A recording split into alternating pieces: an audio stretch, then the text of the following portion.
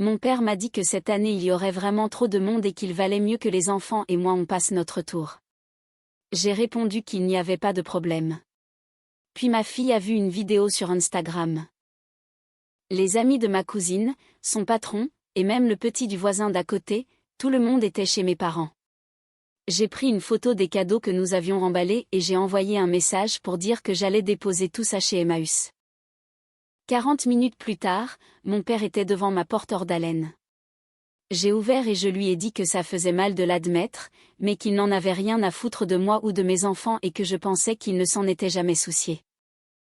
Dire cela à voix haute, même juste dans ma tête, c'était comme déchirer quelque chose que j'avais passé des années à recoudre soigneusement. J'avais fait toute la gymnastique émotionnelle possible, en me disant qu'ils étaient juste vieux jeux, juste distraits, ou simplement peu expressifs. J'avais trouvé des excuses pour les anniversaires oubliés, les prénoms écorchés, et cette façon qu'ils avaient de toujours nous traiter comme des invités à leur table plutôt que comme des membres de la famille. Et malgré tout ça, je venais toujours avec des cadeaux, avec des plats faits maison, le réservoir plein, et mes enfants habillés avec des tenues qu'ils avaient choisies spécialement pour leur mamie. Alors, quand mon père a appelé la semaine dernière, je pensais que c'était l'appel habituel pour prendre des nouvelles. Il n'a même pas cherché à amener le sujet. Pas de petite discussion. Il a juste dit que cette année c'était devenu un peu fou avec plus de monde que prévu et que peut-être les enfants et moi devrions rester à l'écart. C'était tout. Juste comme ça. Comme si nous étions une option facultative. Comme si nous prenions trop de place. J'ai dit que ça ne posait pas de problème et j'ai raccroché. Mes mains tremblaient. Le salon sentait encore le papier cadeau et le ruban adhésif. Je venais de finir d'emballer les cadeaux pour leur anniversaire de mariage. C'était leurs 30 ans de mariage, les noces de perles. J'avais mis le paquet. J'avais passé des mois à mettre de l'argent de côté sans que les enfants s'en aperçoivent. Je leur avais acheté une montre Cartier. Je l'avais fait graver. Je comptais leur offrir après le dîner. Je pensais que cela signifierait enfin quelque chose. J'ai dit aux enfants que nous allions faire notre propre petite fête. Je l'ai présenté comme une surprise géniale. J'ai commandé leur pizza préférée. J'ai pris des guimauves supplémentaires pour le chocolat chaud. J'ai souri tout du long comme si tout allait bien. Mon fils a demandé si grand-père était malade. Ma fille voulait savoir si grand-mère était fâchée. Je leur ai dit que non, que ce n'était rien de tout ça, juste un changement de programme. 2 jours plus tard, ma fille est entrée dans la cuisine avec son téléphone. Elle m'a dit de regarder. C'était une story Instagram, et pas une de ces vidéos floues ou vagues. C'était clair comme le jour. Leur maison était entièrement décorée. Des ballons, des fleurs, un buffet de traiteur. Les amis d'université de ma cousine étaient là, son patron aussi, ainsi que la famille d'en face avec le petit qui avait une fois craché sur notre porche. Tout le monde était là, même des gens que je ne reconnaissais pas. Et juste là, en arrière-plan, en train de rire et de boire, il y avait mes parents. Ma mère portait l'écharpe que je lui avais achetée au Noël dernier. Mon père levait sa coupe de champagne comme s'il était le roi du monde. Ma fille a fixé l'écran en silence pendant un long moment, puis elle a demandé pourquoi il ne voulait pas de nous. Je n'avais pas de réponse. Je n'en ai toujours pas. Je suis allée dans le salon, j'ai pris mon téléphone, j'ai pris une photo des cadeaux emballés qui attendaient sous la table basse, ceux que mes enfants avaient choisis et aidé à emballer. Ensuite, j'ai envoyé la photo à mon père. Sans légende. 1 minute plus tard, j'ai envoyé un second message disant que j'allais déposer tout ça chez Emmaüs. Je n'attendais rien. Je ne suis même pas restée près du téléphone. 40 minutes plus tard, il était devant ma porte. Je l'ai vu par la fenêtre, il faisait les 100 pas, sa veste à moitié enfilée, sans voiture en vue. Il avait dû se garer au coin de la rue. J'ai ouvert la porte. Il avait l'air essoufflé comme s'il avait couru tout le trajet. Il a dit que nous devions parler. Je n'ai pas bougé. Je lui ai juste demandé ce qu'il faisait là. À ce moment-là, je n'étais plus sa fille. J'étais une mère qui avait épuisé toute sa patience. Il restait là comme s'il s'attendait à ce que je m'efface, comme si tout pouvait redevenir normal s'il se présentait en personne avec un air vaguement désolé. Je n'ai pas bougé d'un pouce. La porte est restée entr'ouverte, laissant passer l'air froid entre nous. Il a commencé à parler vite comme si cela allait aider. Il a dit que les choses avaient pris plus d'ampleur que prévu. Il a dit qu'il n'avait pas organisé tout ça, que c'était ma cousine Chloé qui s'était occupée des invitations. Il a dit qu'il ne s'agissait pas de nous exclure, les enfants et moi, que c'était juste arrivé comme ça. Je n'ai rien dit pendant quelques secondes parce que je devais m'assurer que je n'allais pas craquer. Puis je lui ai posé une seule question. Le gamin du voisin figurait donc sur la liste mais pas nous. Il a changé de posture, a regardé le sol comme si le goudron était plus confortable que mon visage. Puis il a dit quelque chose sur le fait que ce n'était pas personnel. Il a dit que nous exagérions toujours tout. Que j'aurais pu simplement appeler au lieu d'envoyer un message dramatique. Il a utilisé cette expression à nouveau, nous, comme si mes enfants et moi étions une catégorie floue qu'il pouvait rejeter d'un bloc. Comme une tâche qu'il ne peut pas nettoyer. Il a essayé d'arranger les choses, a dit qu'il prévoyait de nous appeler le lendemain de toute façon. Que c'était une semaine chargée. Il a même dit que nous pourrions passer manger un morceau de gâteau ce week-end. Comme si ma fille ne l'avait pas déjà vu porter un toast sans elle. Comme si mon fils n'avait pas déjà demandé pourquoi grand-père ne voulait pas voir son dessin. Alors, je lui ai parlé de la montre, du fait qu'il m'avait fallu des mois de privation, de faire des heures supplémentaires, de dire non à des choses que les enfants voulaient. Je ne voulais pas de pitié. Je voulais juste qu'il le ressente. Qu'il sache que je lui avais donné quelque chose de réel et qu'il ne nous avait rien donné en retour. Il s'est tu. Ce genre de silence où l'on sait que les excuses ne viendront pas. Puis finalement, il a lâché que je n'étais pas obligée de faire tout ça. Pas de merci, pas de pardon, juste un petit rappel plat que tout ce que je fais pour eux est inutile à leurs yeux. C'est à ce moment-là que ma fille est apparue derrière moi. Elle était en chaussettes et tenait l'un des sacs cadeaux, celui avec le bol en céramique qu'elle avait fabriqué pour ma mère en cours d'art plastique. Elle n'a rien dit pendant une seconde, puis elle a demandé si grand-père était là pour prendre les cadeaux maintenant. Mon père l'a regardée comme si elle était l'enfant de quelqu'un d'autre. Il n'a même pas essayé de s'agenouiller ou de la serrer dans ses bras ou de lui dire bonjour. Il l'a juste fixée comme si elle l'avait surpris en train de faire quelque chose de honteux. J'ai dit que non, qu'il ne prenait rien. Et j'ai fermé la porte. Il est resté là un instant. J'ai regardé par le Judas. Il n'a pas frappé à nouveau, il est juste resté immobile un moment, puis il est reparti par l'allée. Il n'est pas monté en voiture tout de suite. Je pense qu'il s'est égaré quelques maisons plus loin pour que les voisins ne voient pas sa voiture. C'est le genre d'homme qu'il est. Plus embarrassé par une scène que honteux de ce qu'il a causé. Le lendemain matin, je me suis réveillée avec un pavé de texte de ma mère. Elle disait que j'avais franchi une ligne. Elle disait que j'avais tout exagéré, que mon ton était totalement inapproprié et que j'avais blessé leurs sentiments. Puis elle a dit quelque chose qui m'est resté en tête toute la journée. Elle a dit que c'était peut-être mieux si nous prenions un peu de distance l'un de l'autre. Elle n'a pas mentionné les enfants une seule fois. C'est là que j'ai pris ma décision. J'ai sorti la montre Cartier de sa boîte et je suis allée au magasin pour la rendre. J'ai dû discuter avec le vendeur à cause de la gravure, mais j'ai fini par récupérer la majeure partie de l'argent. Assez pour réparer le chauffe-eau. Assez pour emmener peut-être les enfants quelque part pour le week-end. Ils ne voulaient pas de nos cadeaux. Très bien. Ils n'auraient plus jamais rien de nous. Après avoir rendu la montre, je m'attendais au silence. C'est comme ça que ça se passait d'habitude. Ils se taisaient, attendaient que je me sente coupable, puis revenaient dans ma vie comme si de rien n'était. J'ai pensé que cette fois ce serait peut-être différent. Peut-être qu'ils réfléchiraient réellement à ce qu'ils avaient fait. Peut-être qu'ils diraient quelque chose aux enfants. Mais j'aurais dû m'en douter. Le message est arrivé 4 jours plus tard. Pas d'excuses. Pas de prise de nouvelles, juste un court texte de mon père me demandant si j'envoyais toujours l'argent pour le crédit de la maison ce mois-ci. Pas même un point d'interrogation. J'ai fixé le message comme si je ne comprenais pas les mots, comme s'il ne pouvait pas être aussi inconscient. C'était d'un égoïsme pur. Depuis 4 mois, Je payais discrètement la mensualité de leur prêt immobilier. Pas de fanfare, pas d'annonce. Ils ne me l'avaient jamais demandé directement.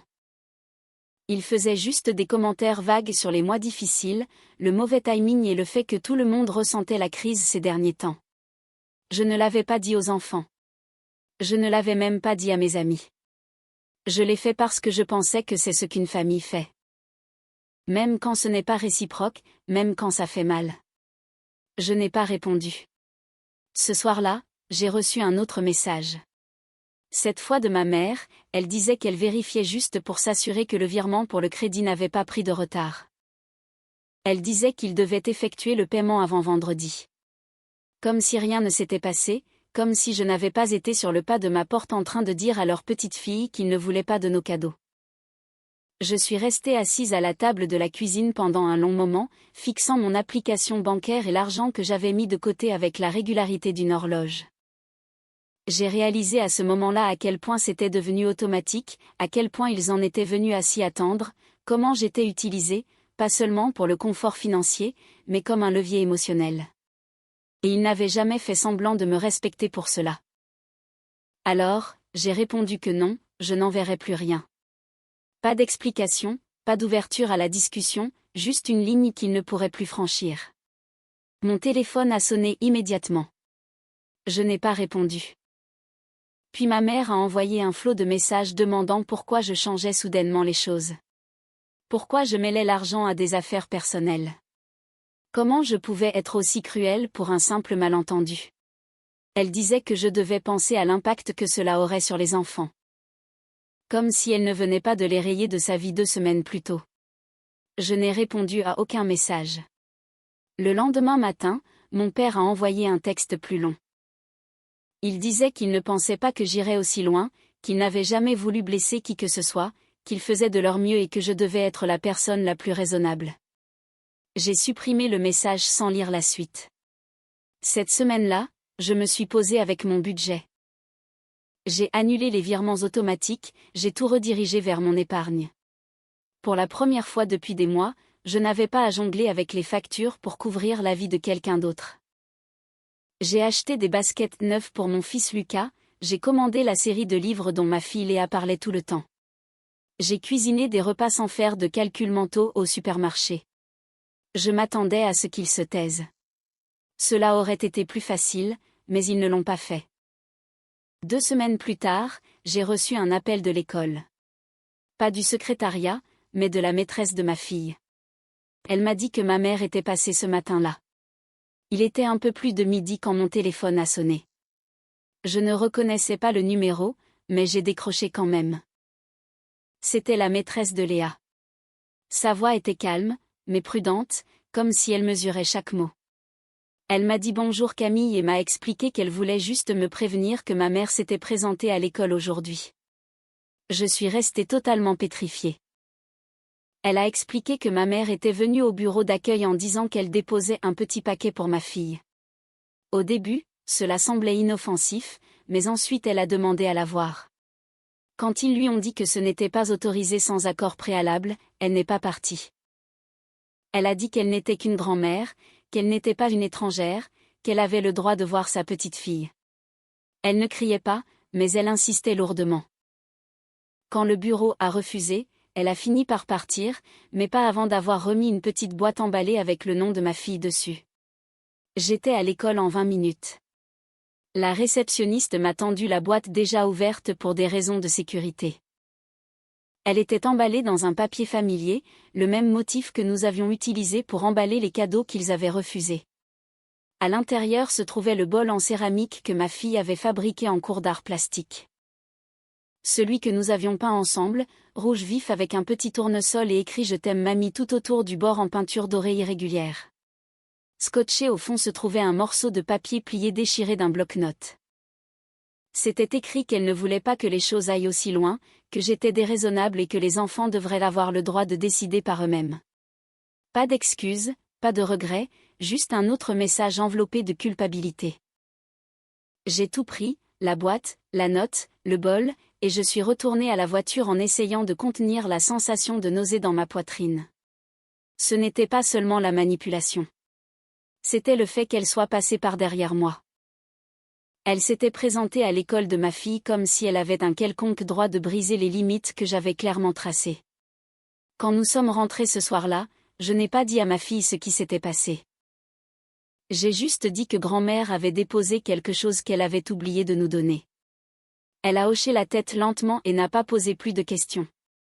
Mais toute la soirée, elle a été silencieuse. Elle est restée assise pendant le dîner en touchant à peine à sa nourriture. Elle fixait le film comme s'il s'agissait d'un bruit de fond. Elle savait, les enfants savent toujours. Une fois qu'ils ont été couchés, j'ai envoyé un message à ma mère. Je lui ai interdit de s'approcher à nouveau de l'école. J'ai dit que si elle voulait parler, elle devait écrire, sinon de rester à l'écart. C'est une limite, respecte-la. La réponse n'est pas venue d'elle. Elle est venue de mon père. Il a écrit que si je pensais pouvoir les écarter et garder leurs petits-enfants, j'allais avoir une surprise. J'ai fixé l'écran, j'ai lu le message 2 fois, j'ai pris une capture d'écran et je me la suis envoyée par mail. Je l'ai transférée à un ami avocat avec une note disant juste au cas où. Je n'ai pas répondu. Au lieu de cela, j'ai ouvert mon classeur et j'ai sorti tous les documents que j'avais. Les preuves des paiements du crédit, les confirmations de virement, les messages où il laissait entendre qu'il avait besoin d'aide. Je les ai imprimés, je les ai étiquetés, j'ai commencé un dossier. Je n'aurais jamais pensé être le genre de personne à avoir besoin de ce genre de preuves. Mais ce message n'était pas un appel à l'aide. C'était une menace. Et c'était le moment où j'ai cessé d'avoir peur de ce à quoi pourrait ressembler une rupture définitive avec eux. 5 jours ont passé depuis que ma mère s'est présentée à l'école et le silence était plus lourd que tout le reste. Pas de message, pas d'appel, pas de texto aléatoire prétendant être désinvolte. Juste un silence épais et pesant. Le genre de silence qui donne l'impression d'attendre une explosion. Puis le samedi est arrivé. Les coups à la porte n'étaient pas forts, pas urgents. Juste 3 coups solides sur la porte d'entrée. J'ai regardé par le Judas et ils étaient là. Mes parents, ma mère tenant un dossier. Mon père se tenant raide derrière elle. Il était là comme si cela allait être une négociation et qu'il était prêt à se battre. Je n'ai pas ouvert tout de suite. D'abord, je suis montée à l'étage et j'ai allumé la télé dans la chambre des enfants. Je leur ai dit de rester là-haut et de ne pas ouvrir la porte quoi qu'il arrive. Puis je suis redescendue et je suis sortie, refermant la porte derrière moi. Pas de bonjour, pas de banalité. Mon père a attaqué direct. Il a dit qu'ils étaient venus pour parler, qu'il fallait régler ça avant que les choses ne s'enveniment. Ce n'était pas une supplication. C'était un avertissement. Je n'ai rien dit. J'ai juste attendu. Ma mère m'a tendu le dossier. Je l'ai ouvert. À l'intérieur se trouvaient 2 enveloppes, chacune portant le prénom de mes enfants. L'écriture était la sienne, avec ces petites lettres serrées qu'elle utilise quand elle essaie d'être prise au sérieux. Elle a dit que c'était des lettres justes pour expliquer leur version des faits. Qu'il ne voulait pas que les enfants pensent qu'ils avaient été abandonnés. Je lui ai dit qu'il n'avait aucun droit d'envoyer quoi que ce soit directement à mes enfants, que ce qui s'était passé n'était pas un malentendu. C'était une décision, un schéma de comportement qui durait depuis des années et qui avait fini par heurter un mur. Puis elle a dit quelque chose qui m'a retourné l'estomac. Elle a dit qu'il ne pensait pas que j'irais vraiment jusqu'au bout. Elle a dit que je pardonnais toujours. C'était donc ça. C'est pour ça qu'ils avaient poussé encore et encore. Ils croyaient que je serais toujours là. Que je finirais par céder, par me présenter avec un plat de réconfort et des excuses, par ramener les enfants comme si de rien n'était. Ils comptaient sur ma faiblesse. Mon père a enfin repris la parole. Il a dit qu'ils étaient sous pression, que le crédit immobilier était encore en retard. Il a dit que si je coupais vraiment les vivres, cela allait les détruire. Voilà la vraie raison de leur présence. Pas pour les enfants, pas pour des excuses, pas même pour une réconciliation. L'argent. J'ai dit qu'il finirait bien par trouver une solution, tout comme je l'avais fait. Il m'a regardé comme s'il me voyait pour la première fois. Puis sa voix est devenue amère et défensive, un ton que je ne connaissais que trop bien. Il m'a demandé si je punissais mes propres parents pour une simple fête, en disant que c'était ridicule. J'ai ri une fois, pas parce que c'était drôle, mais parce que je n'arrivais pas à croire qu'ils essayaient encore de tourner les choses à leur avantage. J'ai dit que ce n'était pas une question de fête, mais d'une vie entière. Ils sont partis peu après. Pas d'explosion, pas de porte claquée, juste une retraite silencieuse et les lèvres serrées. Je suis restée sur le porche et je les ai regardés marcher vers leur voiture sans se retourner. Ce soir-là, à exactement 21h03, ma mère a envoyé un message disant que j'avais pris ma décision et qu'elle espérait que j'en étais fière. Elle disait qu'ils ne nous contacteraient plus. De ne pas les contacter à moins d'une urgence. J'ai fixé le message. Cela ne m'a même pas fait mal comme je le pensais. Je n'ai pas pleuré. Je n'ai pas paniqué, mais j'ai senti quelque chose se libérer en moi. Quelque chose de vieux, quelque chose que j'avais retenu trop longtemps. Plus tard, alors que je bordais les enfants, ma fille a entouré mon cou de ses bras et a chuchoté que même s'il ne revenait pas, nous irions bien, que nous m'avions moi. Mon fils a marmonné, déjà à moitié endormi, que nous avions maintenant la maison du bonheur.